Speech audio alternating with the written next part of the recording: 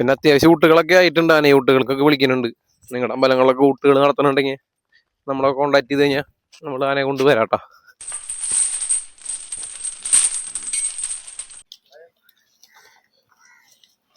തീറ്റ കഴിഞ്ഞു ഞായറാഴ്ച ഇട്ടപ്പോ പ്ലാവിന്റെ ഒക്കെ കൊടുക്കണത് നല്ലതെന്ന് പറഞ്ഞ കാരണം പ്ലാവിന്റെ ഇട്ട് കൊടുക്കണം കേട്ടോ. തിന്നണമെന്നില്ലാന്നുണ്ട്. അപ്പൊ ഒന്ന് ഞായറാഴ്ച അപ്പൊ നമുക്ക് തീറ്റ വെട്ടാൻ പോവാ. അതൊക്കെ കൂടിയിട്ട് പിള്ളേരുകളെല്ലാവരും ഉണ്ടല്ലോ, ജോലി ചെയ്യാണ്ടിരിക്കല്ലേ. അപ്പൊ വരണ്ട, ഇത് നമ്മുടെ വണ്ടിന്റെ കേട്ടാ. ഒന്നാം പാപ്പൻ ഡ്രൈവർ നോട്ടാ. മോൻ കാണിച്ച കേറാണ്. അപ്പൊ ഞായറാഴ്ച ഞങ്ങൾ ഇങ്ങനെ എല്ലാരും കൂടി കറങ്ങാൻ പോകും. ഞാൻ മുന്നേ പറഞ്ഞിട്ടുണ്ടല്ലോ വീഡിയോയിലൊക്കെ. അപ്പൊ കുറച്ച് ദിവസമായിട്ട് കുറച്ച് തിരക്കുകളുടെ ഇടയിൽ പെട്ടുകായിരുന്നു. അത് കാരണം വീഡിയോസ് ഒന്നും അപ്ലോഡ് ചെയ്യാൻ പറ്റാഞ്ഞത്. വീഡിയോസ് എടുത്തിട്ടൊന്നുമില്ല. ഇടയിൽ നമ്മൾ 2-3 ആന കാണാനൊക്കെ പോയിട്ടുണ്ടായിരുന്നു. അതിന്റെ വീഡിയോസ് ഒക്കെ ഞാൻ ചെറിയ ഷോർട്ട് വീഡിയോ ഒക്കെ എടുത്തിട്ടുണ്ട്. അതൊക്കെ ഇടാം. അപ്പൊ ഞങ്ങള് എല്ലാരും കൂടി വാഴപ്പിണ്ടി ഒക്കെ അന്വേഷിച്ച് പോവാ. മഴയില്ല ഇപ്പോ. അപ്പൊ എല്ലാരും കൂടിയിട്ട് ഇറങ്ങിയതാണ്. പിള്ളേരൊക്കെ അപ്പൊ ഗംഭീര വാഴ ഹോട്ടലിലാണ്. ഞാനും വെട്ടിണ്ടായിരുന്നു കേട്ടോ. ഞാൻ ക്യാമറ എടുക്കാൻ വേണ്ടിട്ട് ഇപ്പൊ മാറിയതാ. അവിടെ തൊട്ടിപ്പാടുന്നൊരു വീട്ടില് തന്നു. അത്യാവശ്യം ഉണ്ട്. വെട്ടിക്കോളാം എന്ന് പറഞ്ഞു. കടലുണ്ടി നല്ല വലിയ വാഴപ്പിണ്ടി കൊണ്ടുവരുന്നുണ്ട് ഇവിടെ. കടലുണ്ടി മുഖം കാണിക്കാൻ വർക്കിംഗ് ഡ്രസ്സൊക്കെ ഇത് സെറ്റായിട്ട്. തൂഫാൻ വാഴകൾ. അടുത്ത തൂഫാൻ വാഴ. അപ്പൊ ഒരു സൈറ്റിൽ നിന്ന് കുറെ അത്യാവശ്യം വാഴകളൊക്കെ വെട്ടിണ്ട് കണ്ടില്ലേ. അപ്പൊ വേറൊരു പറമ്പ് വെട്ടിന്റെ തൊട്ടിപ്പാട് പറഞ്ഞു. അവിടെ നിന്ന് അത്യാവശ്യം വാഴ കിട്ടുമെന്ന് വിചാരിക്കുന്നു. അങ്ങനെ വാഴ വെട്ടലാണ് നമ്മുടെ ആനയ്ക്ക് കൂടുതലായിട്ട് ഇഷ്ടമുള്ള പരിപാടി.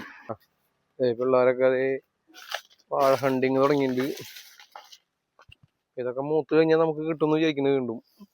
ഇപ്പോൾ വെട്ടി കഴിഞ്ഞിട്ടുള്ള കൊലകളൊക്കെ കൊല വെട്ടിയിട്ടുള്ള വാഴകളൊക്കെ നമ്മൾ എടുത്തുകൊണ്ട് പോവാണ്.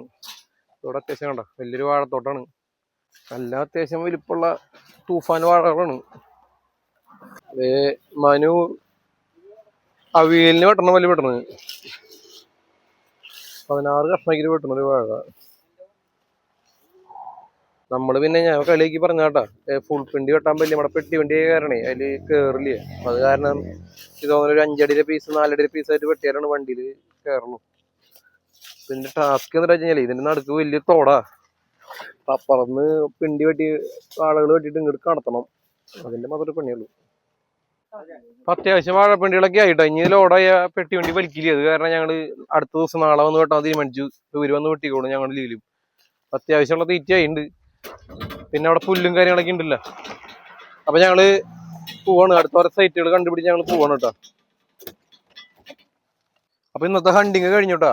ഇനി ബാക്കിയുള്ളതൊന്ന് അഡ്ജസ്റ്റ് ചെയ്തിട്ട് കൊടുത്തിട്ട് പിന്നെ എൻ്റെ അമ്മ പിന്നെ ഒരു പുല്ലൊക്കെ ഇട്ട് കൊടുത്തോളും. ഇന്നത്തെ പരിപാടി കഴിഞ്ഞു. ഇനി ഞങ്ങൾ ചോറിനാൻ പോവാ. കാരണം അപ്പൊ പിണ്ടി വെട്ടി വന്ന സന്തോഷത്തില് കടലുണ്ടി 2-3 വാഴപ്പിണ്ടി വേഗം ഇട്ട് കൊടുക്കണം. പാറുഞ്ഞ്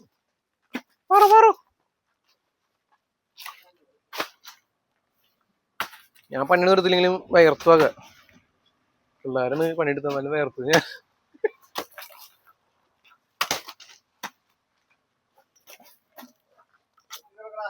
പ്ലാവിന്റെ ഇല തിന്നിട്ടില്ലല്ലോ. അത് ഞാൻ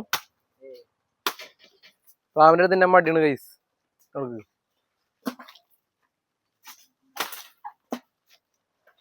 ഇനി വൈകുന്നേരം നടക്കാൻ പോകാം. നമുക്ക് പാടത്തേക്ക് 4 മണിയാകുമ്പോ പോവാം. അപ്പൊ അതും കൂടി നമ്മൾ ഉൾപ്പെടുത്താല്ലേ വീഡിയോയില്. അപ്പൊ മതിയില്ലേ. അപ്പൊ കാലത്തെ പിണ്ടി ഹണ്ടിങ് ഒക്കെ കഴിഞ്ഞിട്ട് നമ്മള് വൈകുന്നേരം സാധാരണ പോലെ പുല്ല് തീറ്റാൻ വന്നേക്കാണ്. പുല്ല് തീറ്റി കഴിഞ്ഞോട്ടെ. ആകാശം പുല്ല് തീറ്റൊക്കെ കഴിഞ്ഞു. അപ്പൊ ബാക്കിയുള്ള പുല്ലൊക്കെ അരിഞ്ഞ് വണ്ടിയിൽ കയറ്റിയിട്ടുണ്ട്. അപ്പൊ ഞങ്ങള് തിരിച്ച് പറമ്പേക്ക് നടക്കാൻ പോവാണ്. വണ്ടിയില് പുല്ലൊക്കെ നിറച്ച് ഞങ്ങളല്ല അടാനക്കാര് നിറച്ച് വെച്ചിട്ടുണ്ട്. അങ്ങനെ തിരിച്ച് പറമ്പേക്ക് പോവാണ്. അതിൽ ചെളിയും കാര്യങ്ങളൊന്നും ഇല്ല. അത് കാരണം കുഴപ്പമില്ല. കഴുകേണ്ടെന്ന് ആവശ്യമില്ല. ഞാൻ തന്നെ അതേ ചെടി വാരിട്ടിട്ടൊന്നുമില്ല.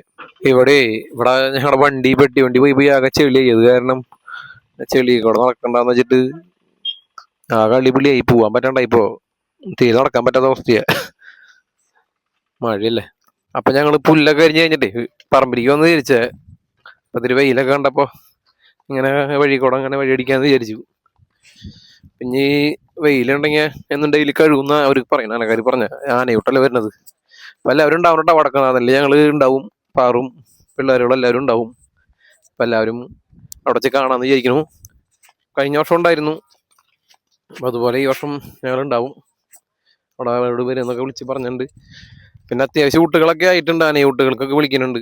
നിങ്ങളുടെ അമ്പലങ്ങളിലൊക്കെ ഊട്ടുകൾ നടത്തണുണ്ടെങ്കിൽ നമ്മളെ കോണ്ടാക്ട് ചെയ്ത് കഴിഞ്ഞാൽ നമ്മൾ ആനയെ കൊണ്ട് വരാട്ടാ.